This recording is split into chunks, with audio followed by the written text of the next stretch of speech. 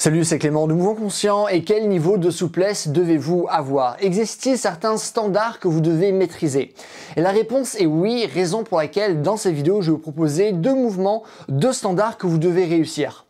Et il se trouve que lorsqu'on s'intéresse à la souplesse, c'est assez compliqué. C'est beaucoup plus compliqué de mesurer des exercices de souplesse que de mesurer des exercices de force. Premièrement, parce qu'il existe beaucoup plus de différents types de souplesse qu'il n'existe de différents types de force. Et surtout, en force, on a certains exercices, on se dit, ok, si c'est faire ça et ça, on peut dire qu'il est fort. Mais pour la souplesse, c'est beaucoup plus compliqué. Parce que, par exemple, on pourrait se dire, ok, si je veux mesurer la souplesse de l'épaule, faudrait déjà que je sache quels sont les mouvements que mon épaule devrait être capable de faire. À ce moment-là, on aurait la flexion, on aurait l'extension, on aurait l'abduction, l'adduction, la rotation externe, la rotation interne, mais ça fait quand même énormément de mouvements différents. Donc si on fait ça pour chaque articulation, ça risque vraiment d'être compliqué. Et ça, c'est vraiment pas un mindset qu'on a en force. Donc même si ce mindset, il est vachement intéressant en souplesse, à mon avis, il faut comme voir les choses un peu différemment et plutôt s'intéresser aux patterns, aux mouvements qui sont réellement intéressants.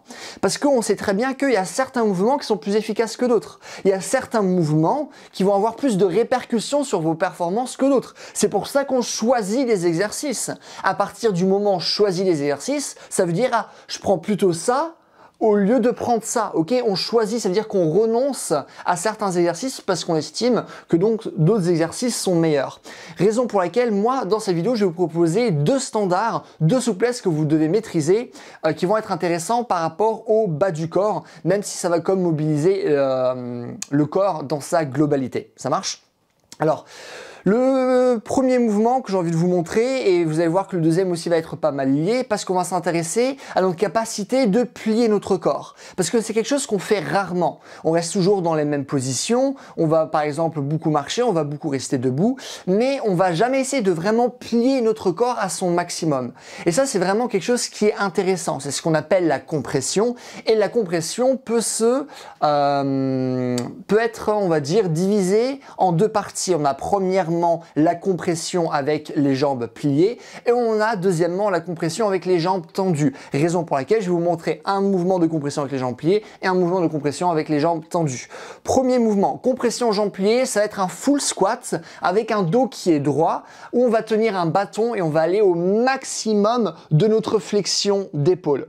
Pourquoi c'est un mouvement qui est ultra intéressant? Premièrement parce que le full squat c'est très intéressant. J'ai récemment fait une vidéo à ce sujet et donc avoir un bon full squat, ça vous permet d'avoir suffisamment de souplesse au niveau de la cheville, au niveau des genoux et au niveau du bassin, parce qu'on a la triple flexion, dorsiflexion au niveau de la cheville, flexion du genou et flexion au niveau de la hanche. Donc il y a vraiment plein de choses qui se passent également au niveau du dos. Ça marche?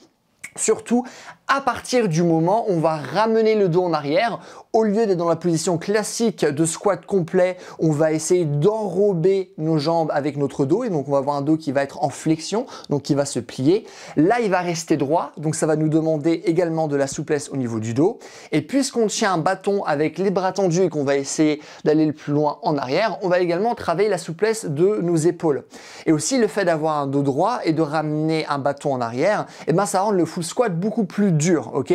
Donc finalement, c'est comme un full squat mais sous stéroïdes. Ça demande beaucoup plus de mobilité, ça demande beaucoup plus de force. Donc à partir du moment où vous maîtrisez ce mouvement-là, ça veut dire plein de choses. Premièrement, c'est dire que vous avez déjà pas mal de force et de souplesse au niveau des jambes, ce qui vous permet de faire des mouvements plus compliqués, comme par exemple les Dragon Pistol Squats, des CC Squats, ce genre de choses.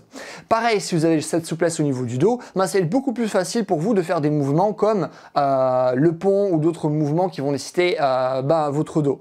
De la même manière, si maintenant vous arrivez à tenir cette position avec vos épaules, ça veut dire que vous avez une bonne flexion et là aussi c'est très intéressant. Par exemple ici pour faire le pont, pour faire un poirier avec un dos qui est droit. Donc vraiment c'est un mouvement de compression jambes pliées ultra important. On devrait être capable de rester longtemps dans ces positions. Donc ça c'est le premier pattern que je voulais vous montrer.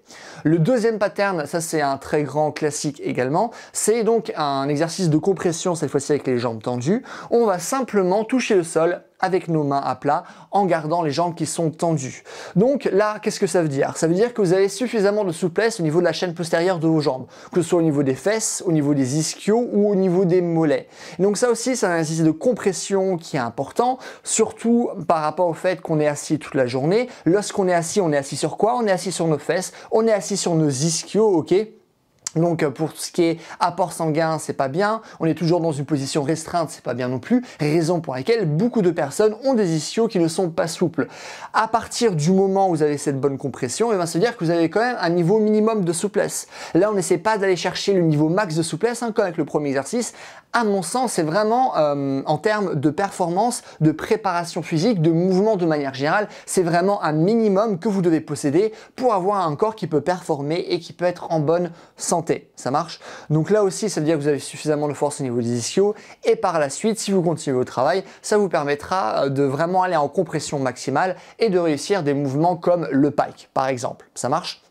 Donc voilà, ça c'est des mouvements qui sont très importants.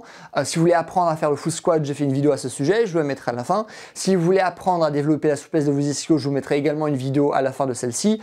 Donc comme ça, si vous voulez maîtriser ces mouvements, vous aurez littéralement tous les exercices dont vous avez besoin pour les réussir. Et c'est tout ce que j'avais envie de dire dans cette vidéo. Donc si vous avez des questions, des choses que vous ne comprenez pas, n'hésitez pas à les mettre dans les commentaires, je réponds à tout le monde comme d'habitude. Si vous avez aimé la vidéo, n'hésitez pas à mettre un j'aime, comme ça ma vidéo sera mieux répertoriée, ce qui est cool pour moi. Et aussi si vous voulez apprendre à réellement développer votre souplesse, que ce soit au niveau des ischios, mais vraiment partout au niveau de votre corps, créer de la force, créer de la souplesse, aussi créer de la coordination, avoir un corps qui est beaucoup plus endurant, avoir un corps qui est capable de rester en équilibre. Vraiment un programme qui vous apprend aussi toutes les bases de la rééducation, toutes les bases de la posture, de la mobilité pour que vous puissiez garder un corps qui est en bonne santé. Un programme qui vous donne vraiment plusieurs programmes d'entraînement que vous pouvez suivre sur plusieurs années pour réellement développer un corps qui est fort, utile et qui sait faire des choses. N'hésitez pas à aller sur mon site, c'est le premier lien dans la description comme d'habitude. Et en attendant, c'est bonne journée. Bye!